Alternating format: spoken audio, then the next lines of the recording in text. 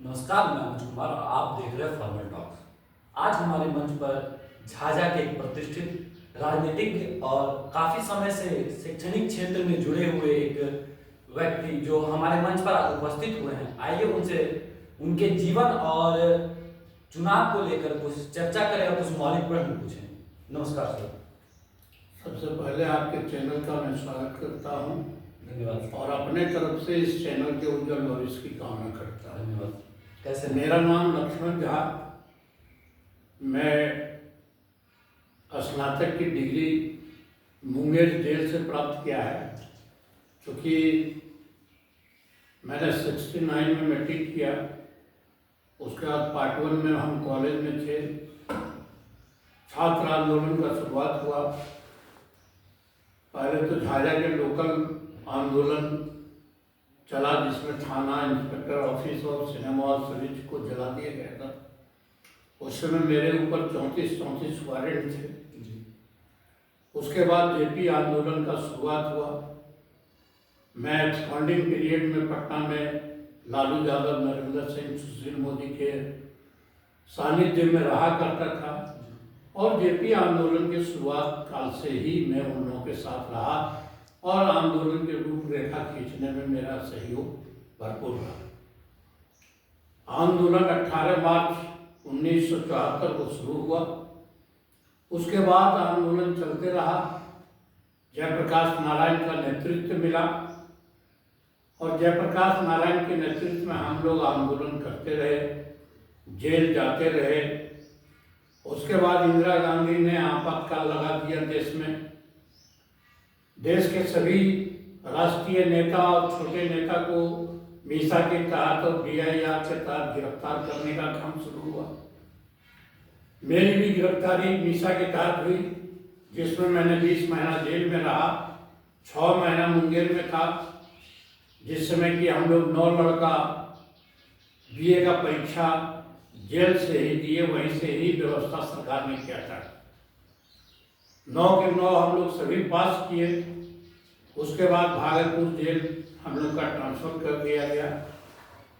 हम लोग तो सोच कर ही गए थे कि जेल में क्या कितना दिन रहेंगे ये कोई जानता नहीं है, लेकिन इलाहाबाद कोर्ट का डिसीजन इंदिरा गांधी के पक्ष में न जाकर इंदिरा गांधी वहां पर हारी।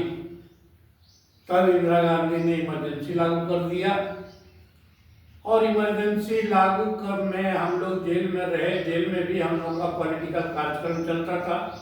वहाँ भी सवेरे प्रभात फेरी, व्यायाम, बैडमिंटन, वॉलीबॉल, सारा चीज़ का व्यवस्था था। क्योंकि हम लोग पॉलिटिकल प्रिजनर थे और हम लोग एक साथ करीब 100 आदमी थे, जिसमें रामानंद तिवारी, कर्पूरी ठाकुर, शंकर टेकरीवाल, ललित उरांव, त्रिपुरारी सिंह, शिवनंदन झा, सभी लोग हम लोग एक साथ जेल में थे। ये लोग तो लोकसभा के पहले छूट गए, हम लोग 10 लड़का रह गए। अब हम लोग के मन में आता था कि अगर इंदिरा गांधी फिर जीत गई तो हम लोग का क्या होगा।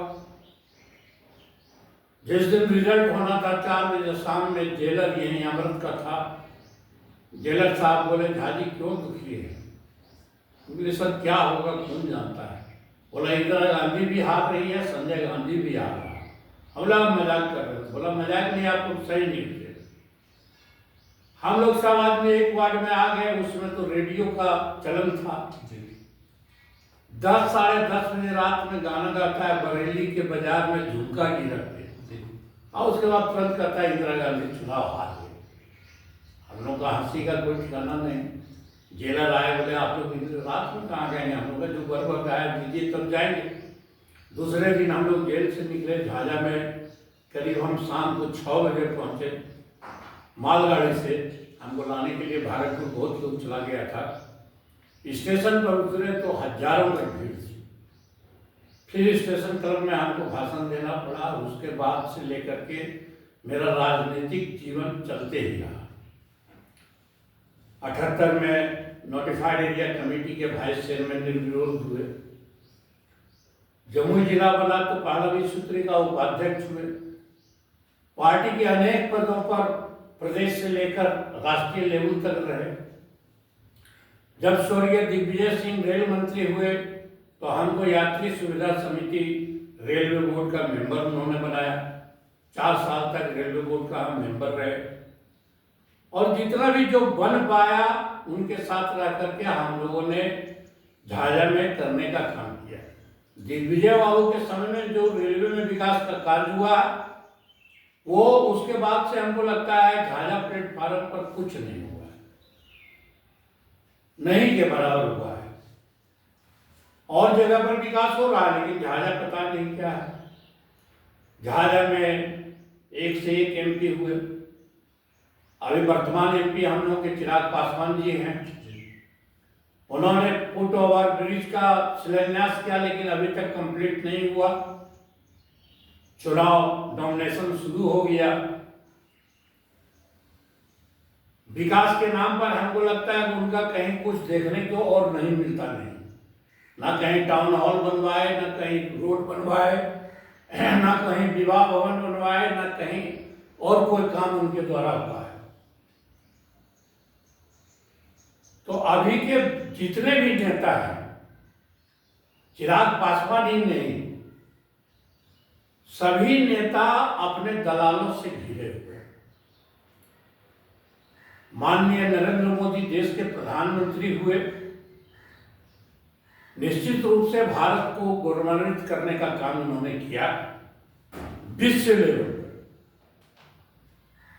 भारत कहाँ था कहाँ चला गया, चाहे वो सेना के पक्ष में हो, विकास में हो, साइंस में हो, इलेक्ट्रॉनिक मीडिया में हो, इलेक्ट्रॉनिक में हो, किसी भी पक्ष में लीजिए तो इसमें नरेंद्र मोदी के राज्य में उनके नेतृत्व में विकास हुआ है। बिहार में भी नीतीश कुमार के नेतृत्व में भी विकास हुआ है। हम लोग को जमुई जाने में मोटरसाइकिल से लगता था 4 घंटा, रोड नहीं था, गड्ढा था, और आज 30 से 35 मिनट में हम लोग जमुई पहुंच जाते हैं। 2.5 से 3 घंटा में पटना पहुंच जाते हैं।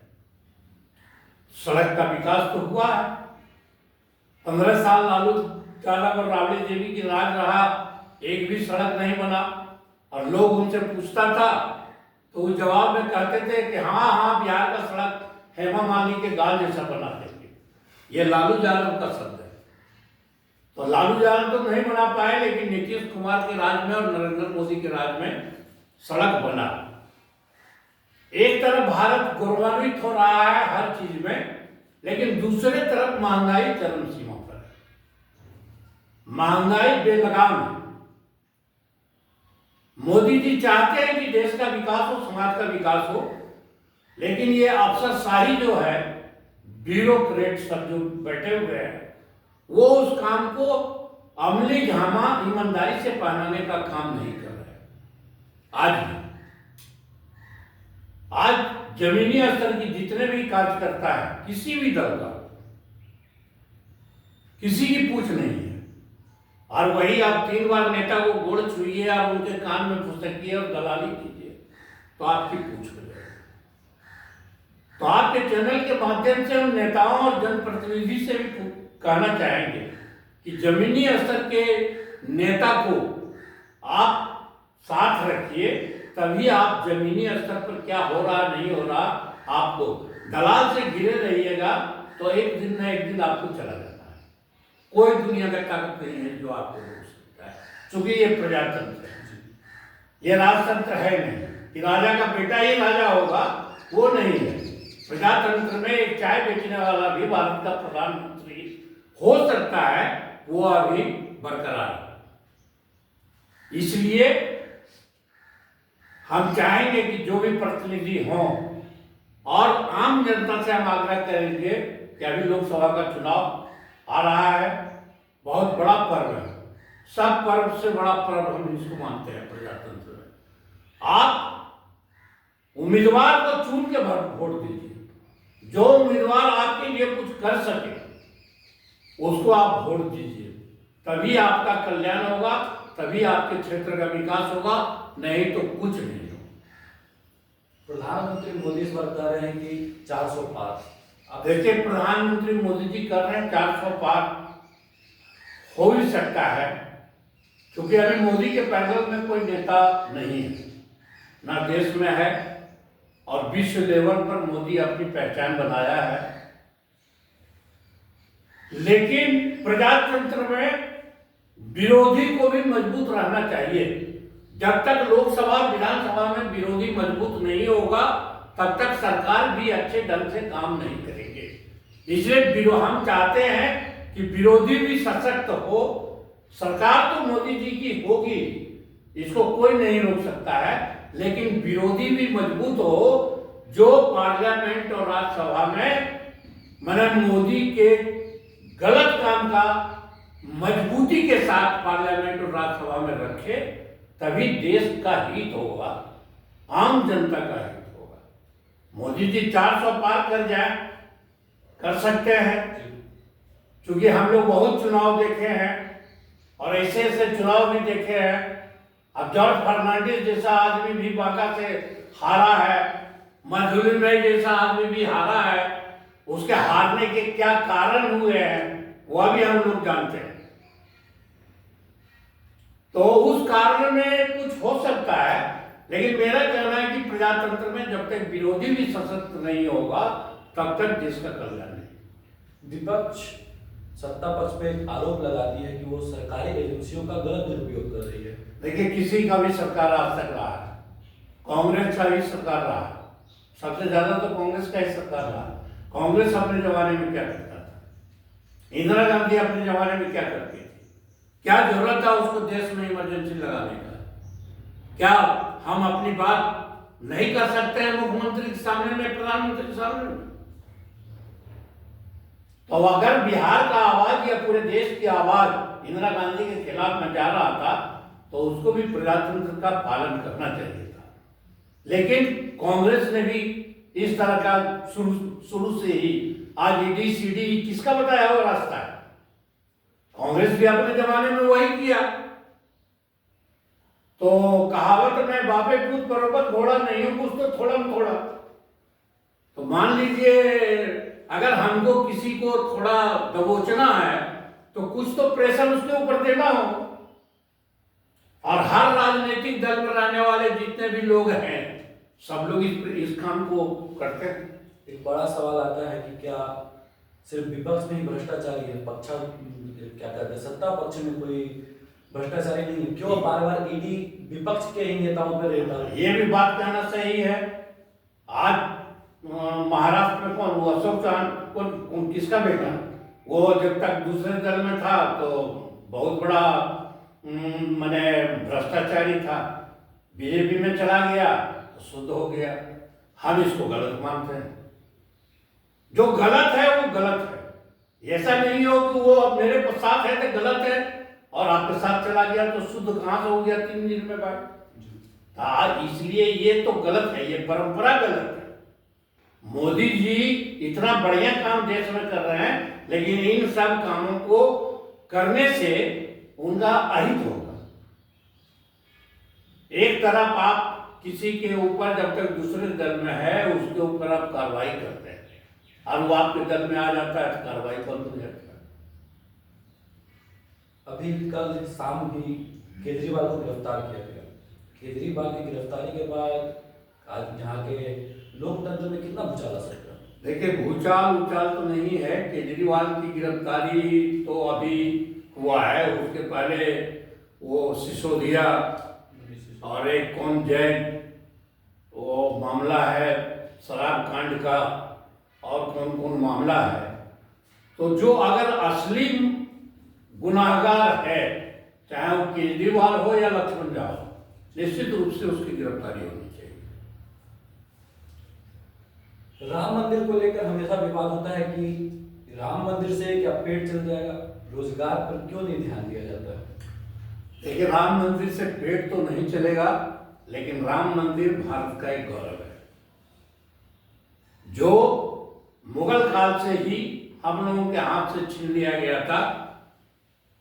उसको नरेंद्र मोदी और जोगी जी मिलकर के उसको भारत में एक ऐसा आकार देने का काम किए हैं जो पूरा देश देख रहा है और सब लोग सराहना कर रहा है।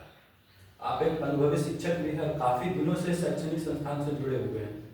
तो अभी हाल ही में यूपी में जो पेपर लीक का मामला सामने आया था, उसे आप किस दृष्टि से देखते हैं? देखिए, पेपर लीक तो बहुत बार हुआ है। पेपर लीक का बयान अब ये झारखंड में सब पकड़ाया है, बीपीएससी वाला में। कुछ गिरोह तो है हर प्रदेश में जो इस काम को करता है, उसके ऊपर कार्रवाई होनी चाहिए और कड़ी से कड़ी सजा उन लोगों को देना चाहिए। क्योंकि बहुत बच्चा है जो मेहनत करके वहां पहुंचता है, और आप उसको जब पेपर लीक कर देते हैं तो जो असली पहचान नहीं हो पाता है कि कौन लड़का कितना उसमें क्वालिटी है, कितना एजुकेशन है, उसको वो निखार नहीं पाता है। इसलिए जो भी इस तरह के काम कर रहे हैं उसके ऊपर कार्रवाई होनी चाहिए। विपक्ष सत्ता पक्ष पे एक आरोप लगा रही है कि प्रधानमंत्री मोदी डिक्टेटरशिप की शासन चला रहे हैं। देखिए, एक बात तो ये तो हर प्रधानमंत्री अभी तक जो भी हुआ, चाहे वो तो हम लोग जहाँ से देख रहे हैं, माने जब से होश संभाले हैं, तो हम लोग तो इंदिरा गांधी काल से ही मुझे की ज़्यादा अनुभव। इंदिरा गांधी का वही हाल रहा। देश में प्रधानमंत्री हुआ तो लाल बहादुर शास्त्री जी साहब भी हुआ, जो अपने ऊपर एक जरा सा का आरोप आया तुरंत रिजाइन कर दिया। एक रेल की दुर्घटना हुई और उन्होंने रिजाइन कर दिया। उसके बाद तो कोई 5 महीना, कोई 6 महीना, चाहे गुलजारी लाल ये क्या है, देवगौड़ा हो, कौन एक और था, ये सब तो 6-6 महीना के प्रधानमंत्री, चूंकि प्रजा विरोधी इतना कमजोर था। अब 40 MP में चंद्रशेखर जी प्रधानमंत्री हो गए। चंद्रशेखर जी भी काबिल आदमी भारत के थे, इतिहासकार थे, उनके ऊपर कोई चार्जेज नहीं लगा। तो प्रधानमंत्री जो होता है, अगर कहीं कहीं अगर वो डिक्टेटर नहीं होगा तो देश को नहीं चला सकता है। हम लोग एक स्कूल चलाते हैं, स्कूल चलाते हैं, और स्कूल के अगर मालिक हैं तो कहीं कहीं हम लोग को भी थोड़ा सा डिक्टेटरशिप करना पड़ता है। क्या करना पड़ता है? अब मेरे स्कूल में टीचर है, एक दिन आपको हम देख रहे हैं, क्योंकि आजकल तो सीसी कैमरा का जमाना है सब जगह, हम देख रहे हैं कि आप क्लास में पढ़ाने के बदले कब कर रहे हैं। आप निकले बाहर तो आपको हम वार्निंग दिए, यही आदत आपका बरकरार रहा तो आपको हम डांटेंगे, उससे भी नहीं मानिएगा तो फिर आपको हम निकालेंगे। तो डिक्टेटरशिप उसको नहीं कहिए, उसको कहिए कोई भी आप सामूहिक परिवार चलाते हैं। अगर 5 भाई का कोई परिवार है तो 5 भाई में जो बड़ा भाई है उसको सेक्रीफाइस भी करना पड़ता है और उसको डिक्टेटरशिप भी करना पड़ता है। जहां अच्छा काम परिवार में होने की बात होगा तो वो तानाशाह के शब्द में 5 भाई को कहेगा कि आपको ये काम करना होगा। और कहीं अगर मान लीजिए मेरा छोटा भाई घुस गया, मंझला भाई के थोड़ा सा बात करने से या मंझली भाभी के कुछ कहने से, तो उस समय उसको हम मनाने का भी काम करें, खाली तानाशाही ही नहीं। ये दोनों काम चलते रहता है। विपक्ष अर्थात इंडी गठबंधन में किसी ऐसे चेहरे का नाम बताइए जो प्रधानमंत्री के पद के योग्य हो। एक भी नहीं। राहुल गांधी। राहुल गांधी को बोलने नहीं आता तो प्रधानमंत्री क्या होगा? देखिए, राहुल गांधी, चिराग पासवान, ये सब सोना के कटोरी में चांदी के चम्मच के साथ पैदा लिया है। रामविलास पासवान थे हम लोग के साथ, जो कठिनाई देखे, जो दुख देखे, हम लोग के घर में आधा किलो रोटी लाया जाता था, पूरा परिवार उसको खाते थे। बहुत जगह ईंटा पर माथा रख कर सोना पड़ा है। उस समय मोबाइल नहीं था, बाजा नहीं था, हम लोग टांग टांग करके बैटरी ले जाते थे, कोई दरी टांग ले है, कोई कुछ टांग ले है, और उससे हम लोग इधर। तो जो देखा है गरीबी को, वही गरीब की बात करेगा, और जो गरीब को कभी देखा ही नहीं है वो गरीब को क्या है। इस बार फिर जमुई से लोजपा को सीट दिया गया है, आप देख लीजिए, जबुल लोजपा को मिला, लेकिन टिकट कैसा आदमी को मिलेगा? जिसको जमीन से कोई मतलब नहीं है, जो जिसको कि ये ज्ञान नहीं होगा कि चंद्रा का शिव मंदिर कहाँ है, अलग जारा कहाँ है, भलगोड़ी का रास्ता कौन जाएगा, जुड़बनिया हम कैसे जाएंगे, इसका ज्ञान जिसको नहीं है वो आदमी टिकट लेके एमपी का आएगा तो वो मेरे लिए क्या करेगा? तो आपको लगता है कि क्या इस बार एलजेपी यहाँ से सीट क्लियर कर रही है? देखिए, अभी तो ये कहना मुश्किल है, क्योंकि क्या मैंने प्रजातंत्र में कभी कभी पुरवैया हवा चलता है तो सबको झाड़ने चल जाता है, और कहीं को दूसरा हवा आता है तो उसको भी झाड़ने चल जाता है। इसलिए अभी ये कहना मुश्किल है कि कौन निकालेगा, क्या करेगा, कौन कौन उम्मीदवार होते हैं। अभी क्लियर कट उम्मीदवार किसी का क्लियर हुआ नहीं है, लेकिन यहाँ पर दोनों का जो उम्मीदवार है, जो नाम अभी एक सुनने को मिल रहा है, चाहे वो गठबंधन का उम्मीदवार हो चाहे एनडीए का उम्मीदवार हो, दोनों उम्मीदवार वही आ रहा है जिसको कि क जानकारी दोनों। तो हम चाहेंगे, राष्ट्रीय नेताओं से आग्रह करेंगे कि जो जमीनी स्तर का कार्यकर्ता क्षेत्र में है उसको आप टिकट दीजिए, तब वो आपके क्षेत्र का विकास अधिक से अधिक कर सकेगा। और जिसको कोई जानकारी क्षेत्र का नहीं है तो क्या विकास करेगा? उसे तो जो चाहेगा लिखवा लेगा दलाल में। अब वही आज तक हो रहा है। चिराग पासवान का पैसा कहाँ गया? इतना रुपया मिला 5 साल में, हमको कहीं चरराम कुछ बना, पुरानी बाजार में बना, नगर परिषद में हमको लगता कहीं कुछ नहीं बना है, एक भी विकास का काम नहीं हुआ एमपी कोटा का। तो चिराग पासवान इस बार अपने चेहरे पर लड़ाई लड़ रहे हैं या नरेंद्र मोदी के साथ है? लेकिन चिराग पासवान बोले थे ये सब तो मैंने है सीजन पहचानने वाला। चिराग पासवान तो चूंकि वो भी जमीन देखा नहीं है, तो वो आप सीजन देख लिया कि नहीं, नरेंद्र मोदी का कराजू जो है वो भारी पड़ रहा है, तुरंत अनाउंस कर दिया। और वही चिराग पासवान जो है वो अगले बार भीतरघात भी किया एनडीए के साथ, और इस बार भी वो क्या करेगा, 5 सीट को जिताने का काम करेगा कि सब पर करेगा, आज भी प्रश्न चिन्ह लगा। अच्छा, लालू जी के छोटे बेटे तेजस्वी यादव को आप किस प्रकार देख रहे हो, कैसे नेता है? देखिए, तेजस्वी नौजवान है, अच्छा बोलने के लिए भी जान गया है,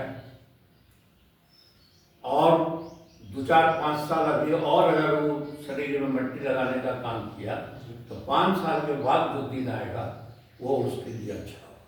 5 साल अभी मट्टी उसको और लगाना।